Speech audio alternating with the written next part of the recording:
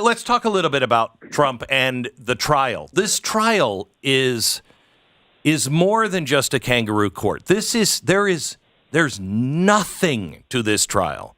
How do you think it's going? Well, I think the only thing that really matters, of course, is the court of public opinion, because it's such a sham trial. I don't think that it's going to hold up on appeal. The basic argument here is that he falsified documents in order to commit a crime, but they can't even identify which crime he allegedly committed. So Correct. It's very hard to imagine anything like that can hold up on appeal. Now, look, it is highlighting, I think, how corrupt the justice system has gotten in certain parts of our country, right? So you have the number 3 person at Biden's DOJ who jumps ship and goes and joins a local prosecutor office to participate in this. By the way, he's also, it turns out, a DNC paid consultant. Wow. Then you have, of course, a Soros-funded prosecutor who brings the case. It's being presided over by a literal campaign donor to Biden-Harris, who is preventing Donald Trump from even speaking on the merits of the case in the court of public opinion. So I think it's really helping Trump politically, which, again, I think is all that matters, because most people who have any sense of fairness recognize that this is a sham trial. And so long as it's helping Trump get elected, I think that's the thing that matters most. I will tell you that I think the line of maybe the year, we're not finished yet, but I think the line maybe of the year is Donald Trump when he came out, I think it was yesterday, and said, the Constitution is well worth me going to jail for.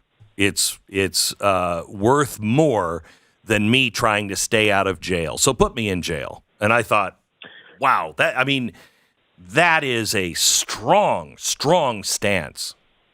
Has a way of driving home the stakes, doesn't it? Yes, it does. This guy is literally trying to prevent him from speaking. Right, the Democrats have made this a major political issue. The Democrats are fundraising off of it. Biden-Harris campaign sending around, fundraising emails. Oh, isn't it funny that Donald Trump's in court today? Send us money. And yet the judge is preventing Trump from participating in what is right now the most lively political debate of the country. So it really, I think, again, just drives home how much these guys have lost their minds. And, I've even seen polls here that people who plan to vote for Joe Biden recognize this is fundamentally a sham trial. Now, here's the crazy thing about this, Glenn, is I do a lot of hostile media. It's one of the things I like to do, is sort of taking our case to the other side. And I've sat in green rooms with people who months ago were angry at Alvin Bragg for bringing this case because it was such a weak case. Right. But now that it's the only case that's actually gone to trial because the rest of them have fallen apart, you see the media treating this as legitimate. And I don't think anybody believes them, right? There's just no credibility here, and everything that further erodes their credibility is, in my view, a good thing. So let me ask you a couple of other questions. I know we have limited time. Let me first stop with the campus protest funding and Biden holding back aid bullets to Israel. Isn't this exactly what Donald Trump was impeached for? He held back congressionally approved javelins from Ukraine, and now Biden is holding back ammunition from Israel. What's the difference? There isn't any difference, of course. The only real difference is I think that Donald Trump actually was engaged in some diplomacy and was negotiating with the Ukrainians and also other folks in the region about how much aid they should be providing. Of course, it shouldn't just be America, whether you support Ukraine or not. What's different about this is I think you're taking one of the few truly bipartisan issues in this country that we should be supporting our allies, Israel, and you're allowing it to be dictated by the far left. Now, I have a little bit of a different take on this, Glenn, because I think what Biden is doing is really killing two political birds with one stone here. One, as I've been warning for months, we don't have enough ammunition to send to Ukraine and Israel simultaneously. We have to pick one. Well, the Biden administration, I think, has picked the corrupt Ukrainian regime over our long-term ally, the Israelis. I think it's disgraceful.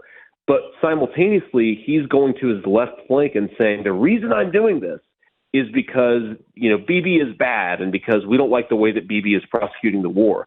So he gets to tell his left flank what they want to hear while covering for the fundamental failure of his foreign policy. It's one of the reasons, Glenn, it was such a bad idea for Republicans to give Biden this security supplemental it's such a big bill that it sort of allows Biden to hide his priorities and to sort of have his cake and eat it too.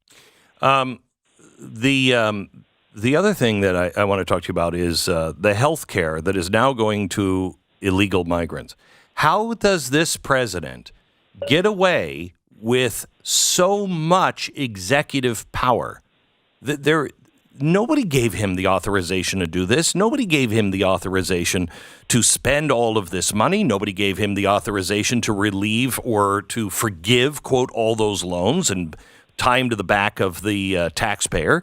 This is a very important concept in our Constitution. It's why congressmen have to be reelected every 2 years, because we want them to answer for the money they just spent or allowed to be spent. Well, you're right, Glenn. And look, we know that at this point, Biden is a tyrannical president who will violate the law, and it is a violation of the law. But I don't want to let us off the hook here, because we should know at this point that when we appropriate Joe Biden a big chunk of money, he is sometimes going to violate the law in the way that he actually distributes it. And this means that Congress actually has to take a little bit more assertive of a role, has to be willing to cut off certain appropriations, not write Biden these blank checks. This is really important, Glenn. Congress increasingly, again, with this massive security supplemental, when you write Joe Biden a check, you can't go to the American people and say, well, he's doing this illegally. Well, that's true, but he's going to do it illegally, so you have to be a little bit more careful about how we give this guy authority in the first place. And I have to say here, Glenn, this giving health care to illegal aliens it should offend every single American. We have a social safety net in this country. Medicaid exists for impoverished people to help pay their medical bills. If you allow folks who should not be in this country to begin with, who are here illegally, to literally take from the mouths of American poor children so that we can fund their health care, then whose side are you really on? Mm-hmm. And I think it's becoming increasingly clear that Biden doesn't like the people who currently make up the citizenry of this country, and he's trying to change the way the country operates, the way that we distribute resources, the way that we vote. And that's what his illegal immigration push is all about. Well, I just cannot believe that, those at the very bottom of the scale, the ones that the Democrats have said they care about the most forever, the black families that are trapped in Chicago and are barely making ends meet, how are they to view the government when they're not getting, they're not being put up in a hotel someplace, they're not getting all of these perks, and yet we're doing it for people who just came here. If I were on the receiving end or on the need end of this, and I was a citizen, I'd be like, dude, what are you doing? You never did this for me. You never did this for, my family as we were struggling. Absolutely. They just came here, and a lot of them came here illegally, Glenn. We have veterans who can't afford health care, who are sleeping on park benches. At the same time, we're handing out free health care to people who violated the law to come to this country in the first place. It's completely disgraceful. And I think a lot of people should be looking around and saying, who does Joe Biden actually stand for, right? The Democrats say that they care about the little guy. Let me just tell you just a brief story, Glenn. I have a dear friend of mine who's getting up there in years, who is now eligible for Social Security.